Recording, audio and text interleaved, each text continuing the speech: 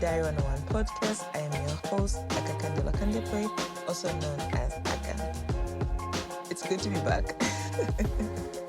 I didn't leave to go anywhere, but I love the person I'm recording with because I have worked with him for quite some time now.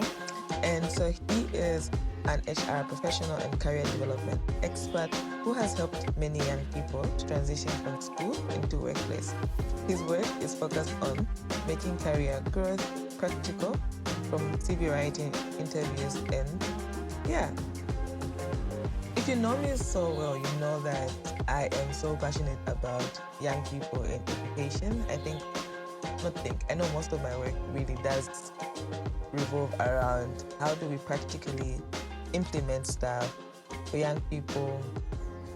And it's really great that I'm diving into a season where I am focusing more on working with them and working with experts that actually do this work. So I'd like us to welcome my guest, Sandy. Hi, Sandy. Hi, Aka. How are you doing? Good. How are you doing? I'm doing awesome. Thank you. Look, you want to add a drum roll to where every time I like to welcome my guest, like yeah. We'll have an imaginative drum roll. Yeah, you know what? I always have it in my head. But like, I'll welcome my guest, and I'm like, yay! Okay. No, it's good to have you. We were speaking to each other more recent with one of the projects I run, the University of Lusaka, and it's just also great to have you on the podcast so we could just dive into your work. Awesome. Thank you so much, Aka, for the invitation once more. I'm truly honored to be here. So just to formally introduce myself, my name is Sandy Simagwali. I'm a career strategist and a brand and sales leader. So in my career strategist role, running a company called Graft AI. Graft AI is simply an AI-powered resume and career tools platform that is designed to help professionals present their experience with more clarity, more confidence, and much more credibility. And the reason why we are running Graft is that we notice that people are having challenges of how best they can present themselves, how best they can position themselves for the opportunities that lie out there. We've also gotten to believe that people don't really have a CV problem. They just have a positioning problem. And our role at Graft is to really help position professionals much more properly, but help them unlock better career opportunities by providing them the tools that help them get hired. Beyond Graft AI, I'm also a brand and sales leader, and where I'm serving as brand manager at L&A Logistics, where I'm currently managing the Lactalis or your well-known brand called Parmalat. So anything that has Parmalat related, I'm the one managing that brand under the L&A Logistics. And I've been with L&A for the last 1 year and super excited for the things that we're currently doing. And that's pretty much about Sandy. Beyond that, few other important aspects of my life. I'm a proud believer of my Lord and Savior, Jesus Christ, a proud husband, and a father of one. Yeah, so that's pretty much. Father of one. Father of one of a little beautiful boy called Muvobi, whose nickname is Moves. So that's pretty much. Yeah. That's so good. Yeah. I love seeing my generation. I think you're my generation as parents. Definitely. One of my favorite things is just seeing you all as parents. Like, I am watching it from afar, but I'm just like, hey, you all are doing great. Like, for the rest of us who are aunties and uncles out there, I'm proud of you. Thank you, drum roll. Thank you. When you look back to your life, did you ever see yourself becoming a career strategist? Well, no, not at all, actually. So I never saw myself being a career strategist. If anything, I was vested to work in a bank, but that never worked out. Then transitioned into sales development, and working for multiple businesses. But being a career strategist really was birthed from an opportunity that came up. I was applying for countless, number of jobs. Talk about 20 to 30 jobs a month, and even sometimes 2 weeks.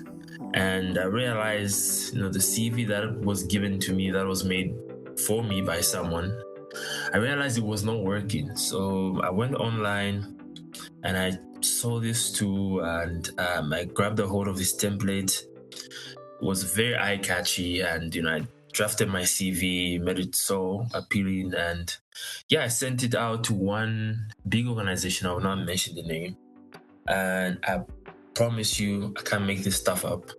Within 1 week of sending my CV, for the first time, I got a call, and I got a call for an interview. And I go to that interview. The first thing that HR person says, "Your CV looks very good. Who made your CV?" And I said, "I made the CV." I didn't get the job, but what the most funny thing happened, the HR manager for that company says, "Can you make my CV?" I'm like, "Okay, how much do you charge?" I didn't have a charge at that point. And I said, "Okay, look, I'll make the CV for you. I think I did undercharge myself." And I made the CV for this HR person who later on became a customer. And from that point, after making that CV for that HR person, few of my colleagues within my workspace actually had a look at my CV, and they were really impressed. They were actually quite impressed with the work that I had done. Fast forward, everyone, I think my department, most of my department, everyone, I made a CV for almost everyone. Other departments started coming in, and I said, "You know what? This is actually a problem that people are facing. That people are actually applying for jobs with tools that they believe will help them get hired, but they just don't know how to best position themselves. They don't know what things recruiters, what items or what key information recruiters are looking for." And if anything, Graft was never Graft. It was actually started as Winning CV, because we believed that we were going to help people win with their CV. It then morphed into Graft because then we saw an actual opportunity, and we just started to change the name because it was more of like a lingo thing that we were trying to capture from the young professionals, because work means graft in Zambia. It's like a lingo for graft. So it later turned from just helping my workmates to actually word spreading so fast that there's this guy who can actually help you generate your CV, and it will look so good and appealing.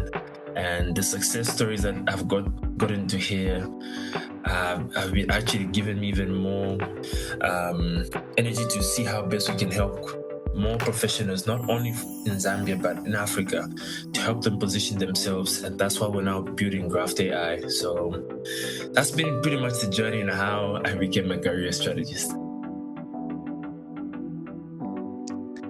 That's so interesting. You started because you wanted a job and you asked somebody to draft your CV, and you're not getting calls back, even though the volume of how much you're applying for those jobs, you're not getting the calls back. Then afterwards, you're like, "Well, this CV is not great. I have to learn how to create my own CV if I want to get any job." Then you created it and you're called because your CV was so great, and it's not they offered you a job, but they offered you an alternative source of income. I think that's one way of starting a business out of, what's that thing? My friend always says it, out of a need, right? Like it was just about you say, "Okay, I want a job and I'll make my own CV." But then you put so much time in it, and now it's an alternative source of income. It became an alternative source of income that turned into a business. How did that whole experience make you feel? like it was like I think it was like a light bulb moment where you're like, I could make money out of making CVs. I didn't know that. Oh, I know people make money out of CVs, but yeah, I didn't think it was a very good source of income. Yeah, definitely a light bulb moment. Definitely a light bulb moment, because not only was it a great alternative source of income, it was a great joy to be able to be a part of people's stories. I think for me that's the most important outcome from being able to help people with CVs. Beyond the money, it's really being a part of that success story that someone's livelihood can actually change through a tool, through helping them position themselves more confidently. And it's really grown from there. Like back then, it was more of just let me help them make an appealing CV, because for back then it was more graphical, but now it's more detailed. What exactly do recruiters want? How is this person's information structured? How then can we use this draft that they have now and morph it into something that they can actually get them into the room? I think for me that's the actual lightning bolt. Just to be part of that success story that, you know what, I got the job or I got an interview thanks to Sandy, thanks to Graft. And beyond that, it transcends from that person getting a job to actually being able to actually help their families as well. So for me, that's where the cream de la cream comes in from my journey being a career strategist. I like that a lot. It's a lot of, I always think there's so much room for everybody, and what most people need is just a helping hand. Like, it's gonna make a lot of sense to a lot of people. It's not that they don't want or they're not motivated, it's just that they don't know where to start from. And I think it's for almost everything. Like almost what the people that have the most information but also lack the most skills. So it's great that we as a generation understand that, but I know you service not just Gen Zs, but a lot of people, and it's such a good thing to just help others achieve what they need. So you are in this industry, and I think it's like one of the most interesting industries to be in, because you are on the back end of what an employer is looking for. You're an expert in this. You know what to put on a CV for somebody to have prospects to be called. What do you think are some of the gaps young people are getting wrong when it comes to job application today? Quite a number of things, but a few things to touch base on. Well, too much jargon, too much information that is not so relevant to getting you a job. You have to realize that as a person trying to apply for a job, you are not alone. There's another person who's fighting 10 times as hard to get that job as you. And stats say that HR managers take roughly 30 to 60 seconds to look at a CV, and how well your CV is structured gives you either the opportunity to move to the next level within those 30 to 60 seconds, or you're not moving to the next level. Key things is you need to structure your information from your summary objective. You know that your summary objective is it's like your way in to getting a call, or your way into actually moving to the next level. You have to be very concise. You have to communicate the value that you possess as an individual, and what value you're also going to bring on board to the organization. Okay, your skill sets do matter. How you structure your work experience as well. You have to structure your work experience in a format that, in a more chronological format. Beyond that, you have to communicate under your work experience. The key things that you need to communicate is the achievements. Okay, whilst the duties are important, what you've actually done in your past experience, should you have any past experience, is actually very key in you getting to actually get a call and get an interview. So you want to attach achievement-based activities under each role rather than actual duties, because with achievements, you're actually highlighting the value that you possess as an individual and what potential value you're going to bring forth to an organization. So you want to communicate that, and beyond that, it's really just the key things. Your contact information has to be very clear as well. You don't want to put, confusing emails. And I'll give an example. You don't want to put your high school email, which is gwagonbadi@gmail.com. You really want to put your names. If it's Sandy Simagwali @gmail.com, pretty much put that information on your CV. You don't want to put too many you don't want to put secondary contact or phone numbers where that they're trying to call you and they can't get in touch with you. You want to put your primary contact number. You want to put your email address that has your full names, okay? And then you also want to attach other key contact information such as your LinkedIn. So obviously LinkedIn is a more professional social tool that HR managers will also want to look at. So also your LinkedIn does matter as well, because they'll want to see who is the individual behind the CV, and your social media can actually play a vital role in you moving to the next level. So in a nutshell, those are some of the key things. You also want to communicate things such as your certifications, if you do have. Most people undermine this section so much, but at the end of the day, certifications show that you go above and beyond your educational background in learning, still trying to improve yourself. You want to communicate that as well. Things such as your voluntary experience as well.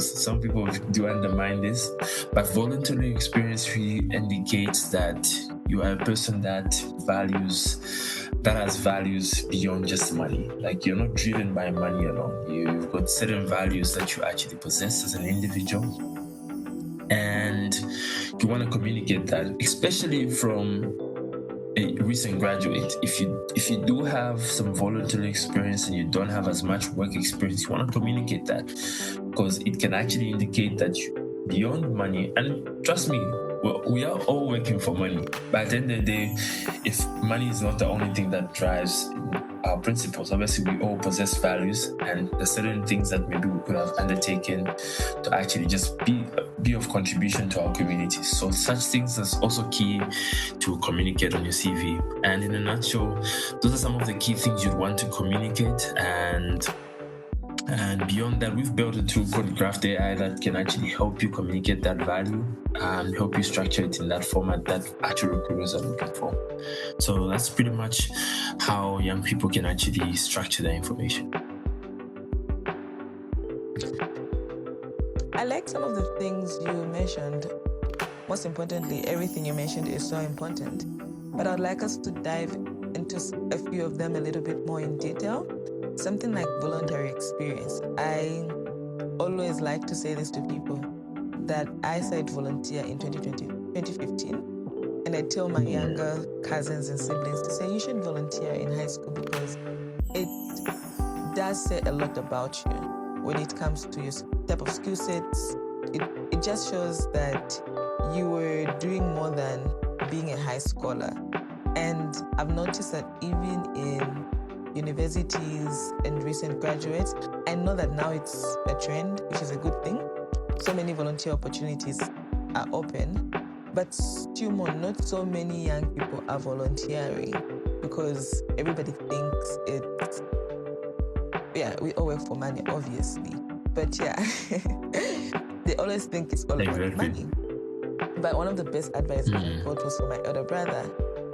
That was in 2019. He said, I prefer you volunteer now so that people can pay you for these skill sets in a year or two. I thought he was lying. it was 2019. We were having breakfast for brunch. And she was like, well, honestly, I prefer you volunteer now so that you can be paid for these skill sets later. And I'm the type of person that has a stack of different skill sets. Now, yes, I can tell you what I'm good at, but then I just feel like, oh, I'm good at something. I'm somebody you give tasks to and get them done. When I look back, it's kind of the best advice I got, because I am getting paid. I started getting paid, I think, second year of university for certain opportunities, because I already volunteered earlier, but I still continue to volunteer because sometimes you find that the best people you can get the best experiences from are certain people, but they can't pay you market value at that moment. But you have to learn to understand that you gain more with them by working with them actually than they do with you, because they are training you. And then I got to realize that with a lot of the people I was volunteering for and working for in that moment. So let's talk about the principle of volunteering and what you think about it and what you would advise young people, especially high school graduates and uni graduates or students. Like, how would you advise them to go about it, and why is it important for them and their CV for them to show some sort of experience, and what does it say about them when they showcase that experience on their CV? Okay, great question. Voluntary experience really is, I think, is a great platform to explore as a university graduate or even a high school student. Beyond you communicating that you have values with your voluntary experience, you're also showcasing what value you possess, and most likely you will actually stand a better chance to actually get a job through voluntary experience than through normal application, because then in that space that you're in and that you're actually volunteering, you showcasing the value that you possess, and you're actually putting yourself, giving yourself an edge to actually get employed by a prospective employer. So I really would encourage a lot of university graduates to really explore this. How then can they go about it? Well, obviously, through networking platforms, you would have to obviously constantly network, find out spaces that your educational background. Maybe if you are studying medicine, for you, obviously, your industry is also anything medical related. So you want to network within those spaces and find where exactly they're looking for volunteers. I think in the medical space, it's actually quite easier to get voluntary work. I've gotten some information of certain students actually working at UTH as volunteers, and in such spaces you find that not only are you enhancing your skills even further, but you're actually doing the actual things that you've learned in real time, and getting to see how best you can showcase what value you bring to that organization. And you just never know who's looking. Most cases, even in that space as a volunteer, you just don't want to say, they're not paying me, I won't give my 100. Sometimes opportunities are birthed from giving your 100 even though you're not getting the benefit. And sometimes you just never know who's watching you. Most people are watching, and I can guarantee you that if you give your 100 through voluntary work, you are definitely going to be in people's diaries, that should an opportunity come up in the future, it may not be within the same period that you are actually volunteering, but it can even be a year later. But at the end of the day, you've sown a seed that will definitely germinate into an opportunity in the future. So it's something I actually would encourage young people to do. You really have to take into account that we have a lot of graduates that are coming out each and every year, and everyone is applying or trying to get a job. Can you imagine how many jobs that needed to be created in each and every sector, from the public sector to the private sector? It's just so many jobs. But at the end of the day, it's only the hungry that actually get the opportunity. And sometimes hunger can come out through such opportunities, such as voluntary work. So it's something I implore, please, if you have the opportunity to volunteer, give it your 100%. You just never know the opportunity that comes out of it.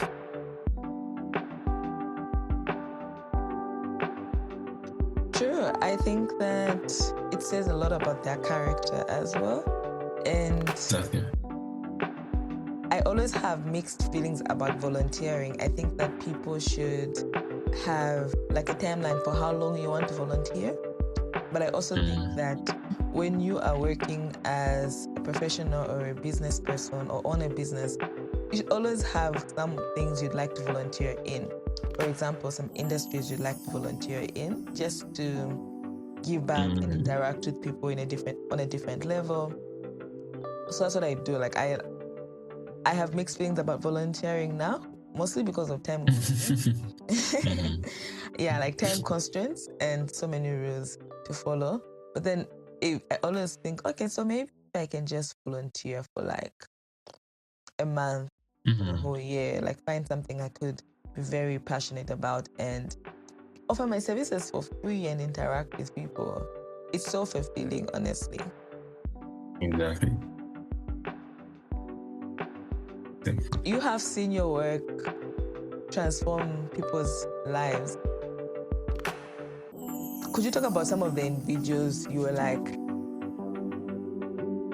or have seen get transformed by the work that you do at Graft and be like, oh my goodness, I can't believe we were part of that journey, and how that has also impacted how you look at your work and you view the world and the role you play in people's lives? That's a great question. I don't know if I'm actually open to put out my clients' names out there, but Not I know the clients, this. but the experience. Okay. The clients, no. Experience. Okay. Okay. So you said just reiterate your question again. Sorry.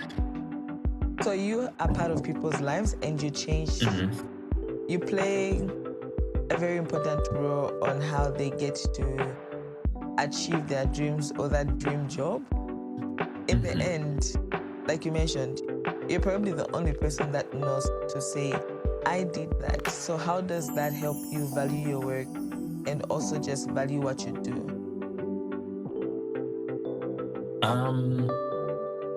Well, how that helps me value our work is firstly, definitely it's a great joy, like I mentioned, to be a part of someone's success story.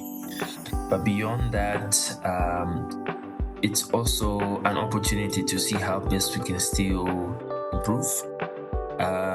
Because beyond what we do as Graft, by helping people with tools that help them get hired, we understand that getting a job is more than just a CV. We've understood the fact that it's helping people position themselves. But how then can we help people position themselves? So from us, our starting point is a CV, your cover letter. We help you position yourself from that starting point. But beyond that as well, we've added key things that not only help you position yourself, but help you present yourself in the room when you do get the opportunity. So, and those are some of the key things we've also tried to improve. And by getting actually certified HR professionals on our team, that help us help our clients should they move to the next stage with interview coaching. So with interview coaching, obviously, there's a lot of key things that one has to prepare for. It's not a freestyle session. It's not a freestyle session of just going in there, buzzing in the room and just having a cordial conversation. It's really getting to understand how then to present yourself, what you need to do when that engagement is actually ongoing. how to dress, how to communicate, how to use your hands. All those key things are things that we've also tried to add to what we do as Graft to help our clients communicate their value in a more confident manner, even in the actual room through interview coaching. So, like Ella mentioned, we take it as a great joy when someone comes back to us and say, I actually got the job. For us, a win is not they got a CV. Our win is I got the job. That for us is what gives us so much joy, and we want to build an all built tool that helps individuals from start to actually helping them get into that role that they're trying to apply for.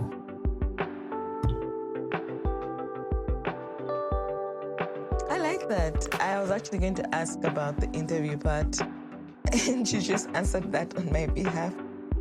So thank you. Awesome. Yeah. When you are thinking of your work and everything that you're doing, what are some of the things you are looking forward to sharing in terms of Graft and everything that you've been doing? What are the things I'm looking forward to sharing in terms of Graft and what we are doing? Well, the things we'd like to share in terms of Graft is, we're building Graft for Africa. We're building Graft because we totally believe in the opportunity that lies out there and how we can not only change people's stories in Zambia, but change people's stories across the continent. We are driven by that mission to definitely be a contributing factor in the employment sector in Africa, and that's pretty much one of our key giveaways. For us, beyond that is obviously bringing it back home. We are trying to build platforms where we're able to give workshops and partner with universities, and obviously we've worked quite well together at Aka on the Unilas front by providing workshops where we can actually equip young people with the tools that they actually need. Not only tools, but equip them with the knowledge of some of the key things they ought to implement as they prepare to go into the job market. So those are some of the key things we like to give away as Graft and personally me as Sandy. And there's this buzz and word called AI going around now, and someone would be like, why would I pay Sandy when I could just put my CV in ChatGPT or whichever AI tool that I'll be using? And you're an expert at this. How is AI? I know Graft AI has AI, obviously, but how is AI? What's your perspective on AI and people creating their CVs using AI? And what makes you different from them? Okay. So with AI, and what makes us different from AI is, and I'll start not from an AI perspective, but what organizations are you currently using. So most organizations, or 75% of organizations, are using ATS systems. So ATS system is an applicant tracking system. So with an applicant tracking system, this is a tool that helps HR managers streamline applications more seamlessly and help them make a concrete decision on the person that they're trying to onboard much quicker. Now, these systems have advanced, they're now AI enhanced. And coming back to your question of why would someone use AI and not Sandy? So with AI, you can definitely build a CV with AI, 100%. But one thing AI also will not fully communicate or fully give you is, yes, you can say, hey ChatGPT, create for me a CV in this sector, these are my qualifications, this is my experience. You also want to really control the AI because you are also at a risk of generating fake experience. The least thing you want to communicate is fake experience that can jeopardize you as an individual and your character when you do get the job. Because you have to take note, this is an actual machine that is communicating based off what you feed into it. So you also don't want to jeopardize yourself by generating fake experience. Obviously, it will give you, if you actually give it a draft, it can actually even give you a well-enhanced file. But one thing you have to take into effect is it will only give you draft information, but then there's so much that goes into your CV beyond just the draft information. You have to use the right templates. You have to structure your CV in a certain format. And currently, and I put this quote unquote, currently AI is not doing that as yet. But you can get such a full-on package service from getting an well AI enhanced CV, obviously well structured based on your current experience, but with the right key things such as what template you ought to use. Now things are more advanced. You can use Canva. There's Canva where you can actually build your CV with Canva. But the only challenge with Canva is it works from a design perspective. It doesn't work from an ATS perspective. So take note, currently most organizations are using ATS systems to actually track each and every CV that comes to their platform. So certain tools like Canva can disadvantage you from that aspect, and you'd want to either use an already existing CV platform that can enable you communicate the value you possess, but also take into account the keywords that actual organization is looking for that will give you an edge should your CV go through an applicant tracking system. One thing to avoid in AI, or how to responsibly use AI, is you must avoid generating fake experience. Also avoid copying AI content without editing. The last thing you want to do is just copy and paste. Like I mentioned, you also have to proofread the information that AI gives you, because some information may be too exaggerated, some might be miscommunicated, might not actually be exactly what you are doing, and you really want to be careful with that. So you want to really scrutinize the information that it communicates by at least whatever information the AI gives you, just proofread and just counter check if it's actually accurate to your experience or your current background before you send it out to employers out there. The last thing you want to do is jeopardize your character should you get the role, because you said I am a guru at Microsoft Excel, but you, sir, are just a beginner at Microsoft Excel, and you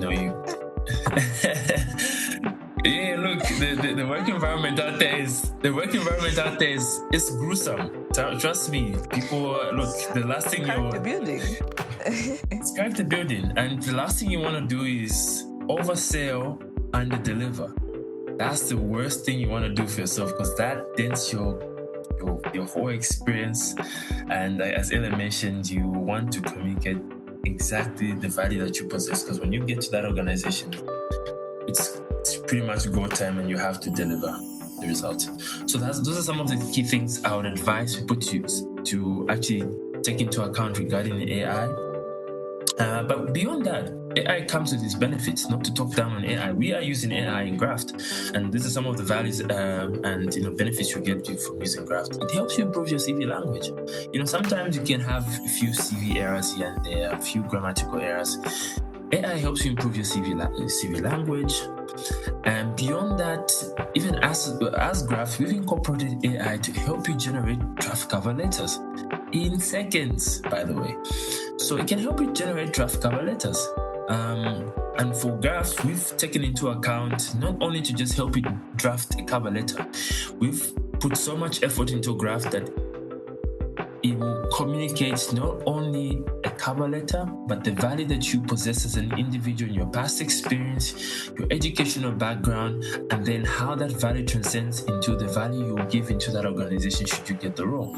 So this is some of the things that we've done as Graft, but this is what AI can actually do for you. Beyond that, it can help you suggest achievements. It can help you suggest achievements. So earlier on, I spoke about what actually recruiters are looking for.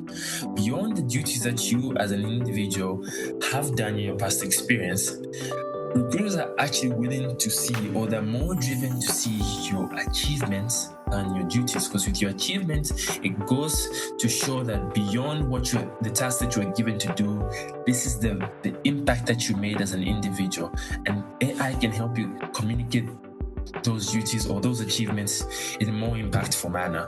Beyond that, it can also help you improve your formatting, how you structure the information, from your punctuation, all these key things that will be very key to how you communicate your information in your CV. And as Ella mentioned, Graft will be able to do that for you. So to answer your question, that's how individuals can actually utilize AI. What's the one piece of advice you'd give someone that's struggling to get their first job? The piece of advice I'd give to someone who's struggling to get their first job, well, you are not the first, neither will you be the last. But at the end of the day, I always go by this statement: fortune favors the bold. If you're going with a mindset of I'm qualified, I deserve a job, I'm sorry to say there's another person who's qualified and deserves a job as well. But again, this is not to bring you down. This is just my advice to say fortune favors the bold.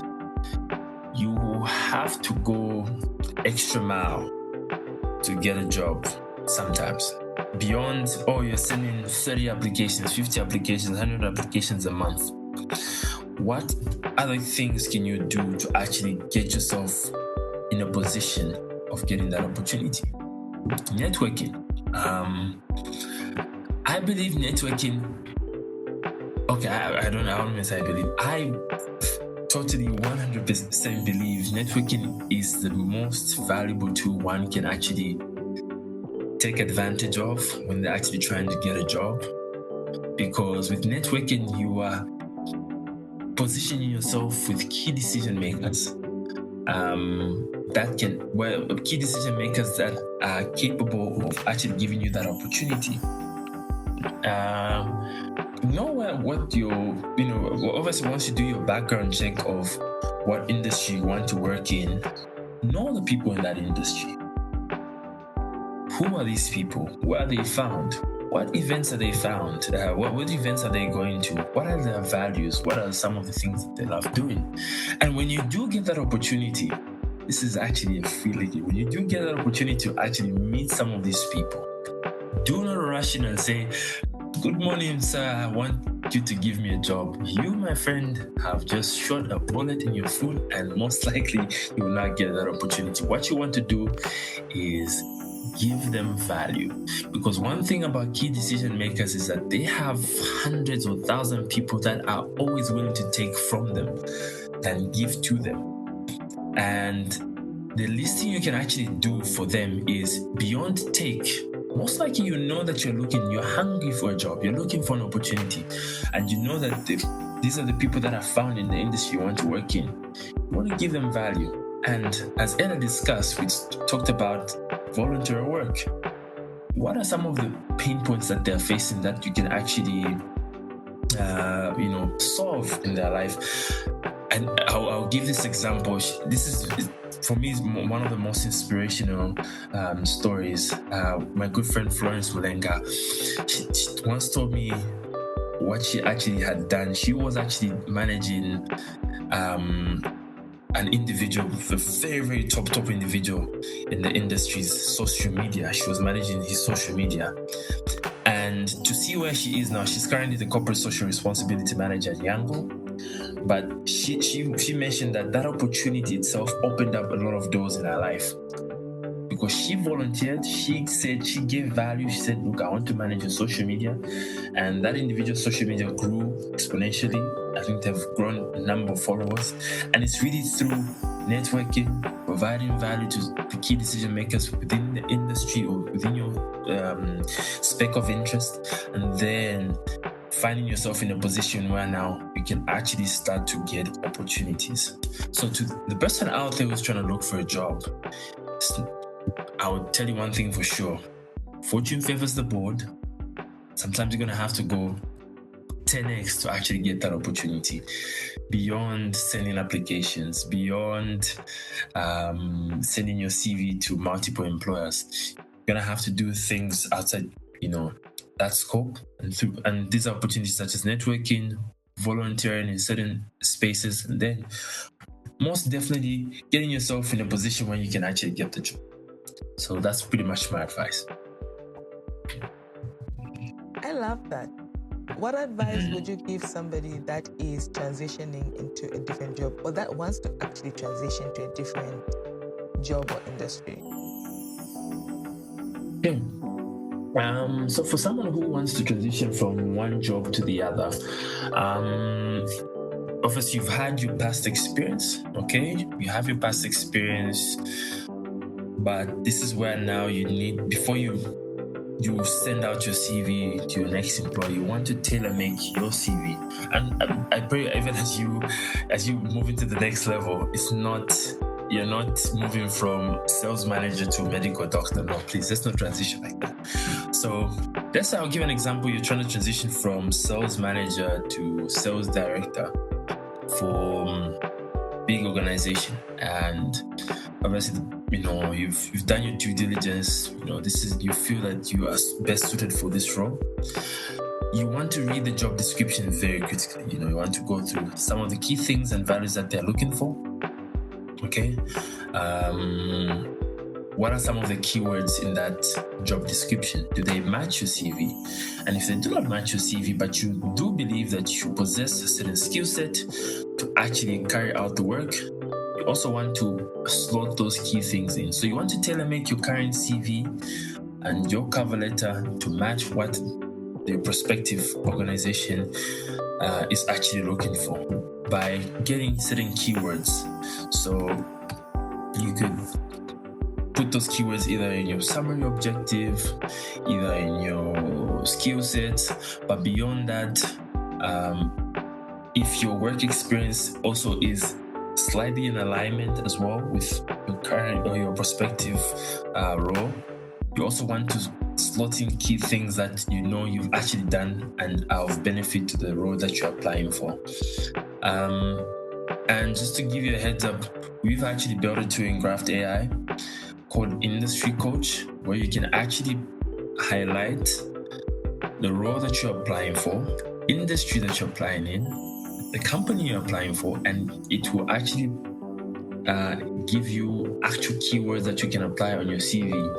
It's the click of a button. So those are some of the key things you can actually implement if you're trying to transition from one role to the other. Well, thank you so much. It's given me a lot to think about, and I think it's going to give a lot of people who listen to this episode as well a lot to think about. CV writing or CVs look like a not so important thing until you're in a position of you want to transition or you're looking for a job. Then you start asking yourself, what does my CV need to look like? Where am I as a person? So yeah, no, it's been great. Thank you so much, Sandy. I would like to give you an opportunity to ask me a question. Okay, an opportunity to ask you a question. Well, Aka, before I ask you a question, I would like to say this. You're doing a great job. You're very inspirational. Keep on doing what you're doing. I think you... I try. You're making me shy. Well, no. As much as you say that you try, just to give you your flowers, you're doing a great job. You're creating so much impact and you're contributing to so many people's lives. Salute to you and keep on doing what you're doing. My question to you, Aka, is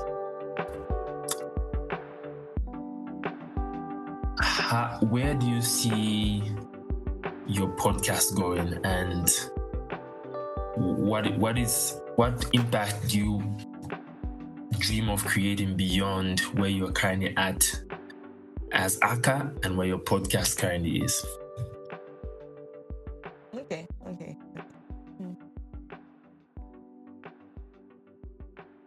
The next 10 years, I do think the podcast will be the best in Africa in terms of self-development podcast.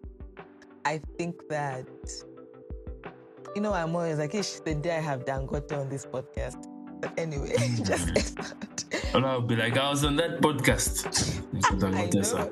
But yes, so I do believe it's going to be one of the best podcasts in Africa and the world, because my work really will always be focusing on helping young people reach their full potential. And the podcast is all about having conversations that will inspire a young person or just give them a different perspective on how they can tackle a specific challenge. For example, today we're talking about CV writing, the job market in Zambia. And I'm having those specific conversations so that we can help young people look at things in a different light, also know what is actually out there. I think that one of my struggles coming up was no one was being honest. I don't also think you can really be honest now that I'm working. And like there are certain aspects where I just like, damn, I really just need to shut up. I can't say a lot on that because of how it might hurt me than benefit me in the moment. So yes, I always thought people are not being honest, but having the podcast is just giving more light to how the world looks like and how best people can tackle certain challenges. And it's also giving shared experiences. Like, you're not alone. Like, trust me, we're all jobs. We're all struggling with public speaking. We all really don't know what life will look like without AI, with or without AI for us. So it's more like that.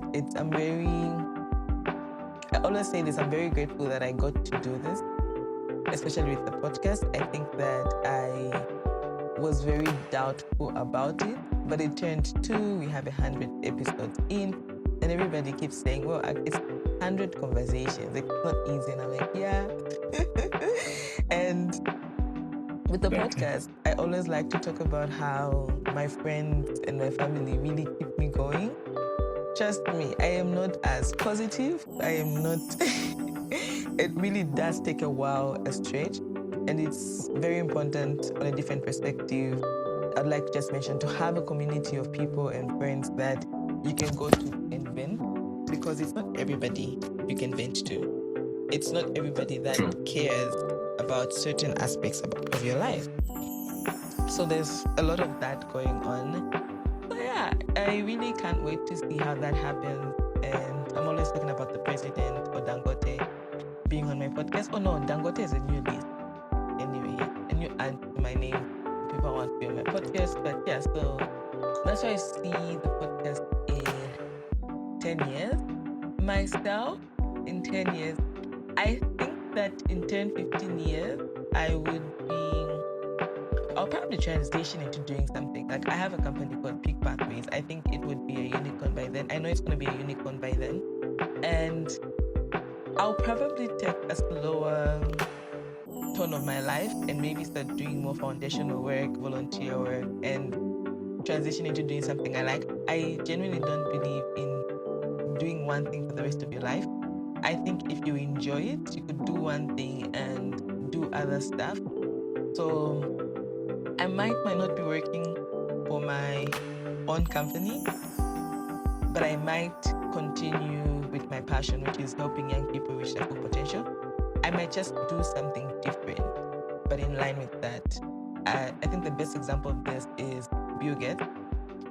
Bill Gates created Microsoft, and when he felt like, oh, I have achieved whatever I wanted to achieve with Microsoft, he transitioned in creating the Gates Foundation. Oprah is also a good example. She had a talk show, she has businesses, and when she felt like, okay, I'm really done with this, she transitioned into podcasting and book reviews and so on and so forth on what she does. I think that that's what we should all aim for. How do you best transition? You keep on with your purpose and you transition, or sometimes your purpose might change. So you get to experience one set of your life in your early 20s and 30s and decide to do something totally different in your 40s and 50s. But the whole goal is just to live well on earth, like live a life meaningful to you, however that sounds like. So yeah, like it's very, I have a few things I am guaranteed to do in 10 years, but it's a slippery slope. I'm not really sure how I would love to transition from my business in 10, 15 years or 20 years, depending on its growth and how much they need me and the culture we build. So yeah. Awesome.